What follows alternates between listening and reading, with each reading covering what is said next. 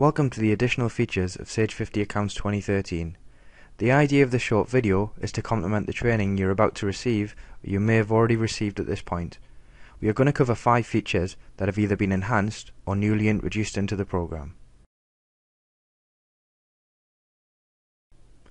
The first feature we're going to look at is to Excel. This improvement has been introduced to make extracting data to Excel even easier than before. In order to make processing easier for the customer, we've introduced the ability to send information to Excel without having to navigate through the file menu.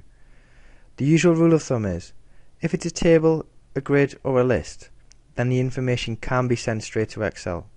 An example of this is the activity window within a customer record. So if I just choose to Excel across the bottom, we'll see the information populated in a legible format within the Excel. The customer can then decide what they want to do with this data. We'll just close out of here for now and have a look at an example of something that can't be sent to Excel. So if we just choose details, any form-based information, so for example the customer record details, can't be sent directly to Excel. And at the bottom of the screen, the To Excel option is grayed out. And that's how you can easily see and differentiate between the two. If it's grayed out, it can't be sent to Excel. If it's highlighted, then clearly it can be sent to Excel. So let's close out of the customer record and let's view an example common call from one of our customers. If we go into modules and financials, often customers want to get data out of the program so they can actually use it in Excel. That may be because their directors or their bosses don't use the Sage program, but they can see and use information within Excel quite easy. So what we might want to do from this stage is to apply a search to hide some of the records in the financial screen.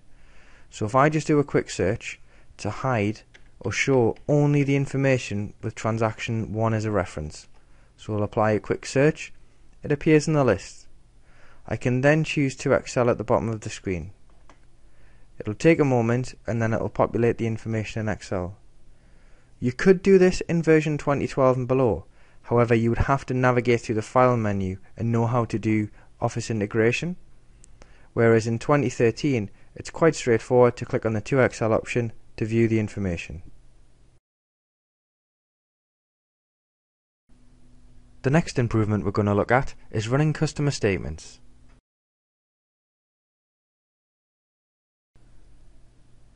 Running customer statements at the moment can often take longer than expected due to a number of factors. Firstly, you have to highlight the customers you want in order to run the statement. And secondly, when updating a communication history for each of the customers, it can take quite some time because it updates the communication history regardless to whether the customers have a balance or not. So we've made some changes in 2013 to reflect this and try and make the process a lot smoother and easier to go through. So let's run a statement now and see how it works.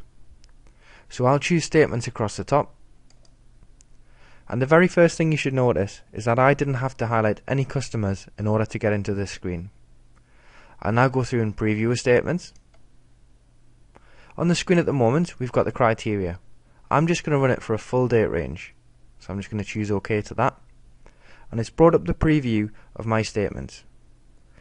In 2012 and below, at this point we would have had a prompt asking if we want to update the communication history. This isn't relevant in 2013. And the reason for that is, because we're just previewing a statement, we're not actually sending anything to the customer. So we don't want to update the communication history at this stage. Should I decide to send it to the customer, at that point I want to see the prompt. So imagine I'm going to email it later, but I'm going to actually go through and save the file now. So in effect, I'm going to send it to the customer. So I'll choose export across the top. I'll save it as a PDF file, but I'll leave the file name as it is. So just choose save. I now get the prompt asking, do you want to update the communication history, yes or no? I'll select yes at this stage. Whilst updating the communication history, it will only affect the customers that actually have a balance. If it's a zero balance, then nothing will appear on those customer records.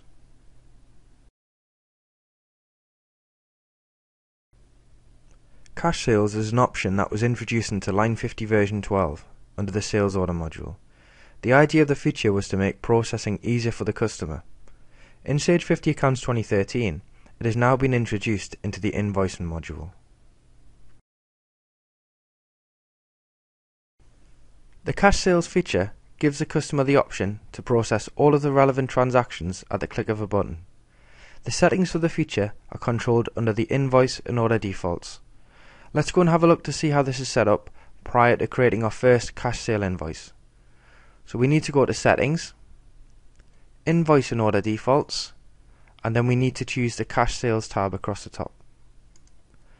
As you can see, there are 3 tick boxes at the very top: Print a Sales Order, Print a Goods Dispatch Note, and Print a Sales Invoice. These 3 tick boxes have been in the program from the earlier versions of producing a cash sale within a sales order. However, Print a Sales Invoice now is reflected in both cash sale through invoicing and also cash sale from the sales order. So any changes in here will affect both areas.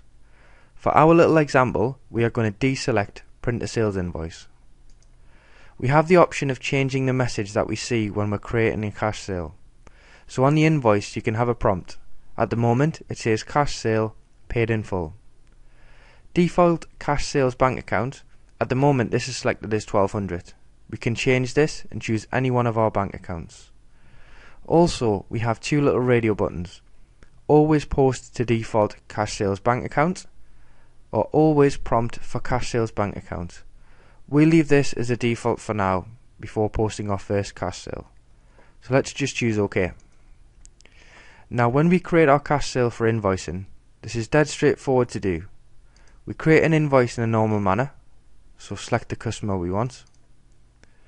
We'll also go and select the products that we want to appear on the invoice, and this can be done for a service invoice as well. And we have the option across the bottom for cash sales. So let's click on the button and see what the message says. The message asks us at this point, do you wish to complete the invoice as a cash sale? This action will automatically update stock, post customer invoices, and a sales receipt transaction. So let's choose yes to the message. We'll close out of the invoice. What you can see on the screen here, if we highlight the invoice, is that it has a posted yes. The printed column is left blank, because if you remember before we deselected Print a Sales Invoice, so it did not give us the option to print straight away. If we go and look in Financials, we'll see the transactions that have been posted. So from Modules, in at the Financials option, we can see we've got both a sales invoice and a sales receipt. And the sales receipt in this window relates purely to the cash sale, and it also tells us that it goes on to pay invoice number 1.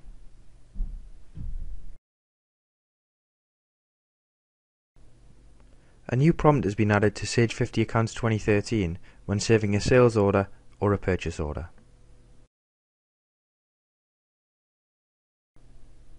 The prompts for both the sales order and the purchase order are controlled under the Invoice and Order Defaults option. As you can see from the 2 tick boxes, you have the choice to prompt to order stock when saving a purchase order, and prompt to allocate stock when saving a sales order. Both of these settings are turned on by default in the program, and they can be deselected if required. Let's go and have a look now to see how they work in the program. So we'll start by creating a sales order. So we'll open the sales order module, and then we'll choose to create a new sales order. We'll select the relevant customer that we want, and also the products we're going to sell to our customer. We'll then choose Save, because we're happy with the order as it stands. We're now presented with a new prompt. Do you want to allocate stock for this order? And we have the choices of Allocate Now or Allocate Later. So we'll choose Allocate Now, and then close out of the sales order. We can instantly see in the list that the sales order number 1 now has a full allocation.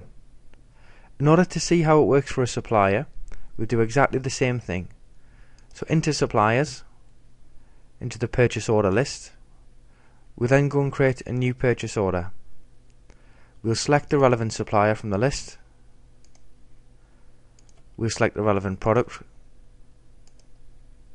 and we'll choose Save. We are now presented with a new message on the supplier side. So do you want to place this order on Order Now? And we have 2 choices, Order Now or Order Later. So let's just say we want to order now. We'll select No to print this out, and choose Close. What we can see straight away for this purchase order is it now displays the goods on order.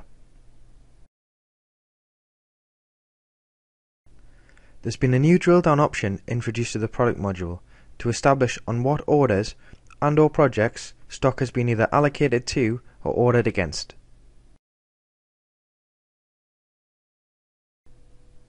If we open a product record and there's already an allocation, then previously to establish exactly what the product had been allocated against, you would have to run a series of sales order reports and use the allocate option within the products module to see if the stock had been assigned to a project. Now in 2013, if we want to see what the product has been allocated to, we can simply drill down on the allocated box and it shows us the information straight away. So if we look at product 1 and we can see that there's an allocated items of 2, we can just click on the plus sign here and see exactly what it's allocated against. The very first line tells us that it's been allocated against project 1, and the second line tells us it's gone against order number 1. So instantly I can see exactly where the stock item has been allocated to and make any necessary amendments on the back of this. Also, just like the allocation, if I want to see what purchase orders have been placed on order, then I've got the drill down feature on the on order field as well. So if I click on the plus sign next to the on order, I can see that I have one item ordered which relates to purchase order number 1.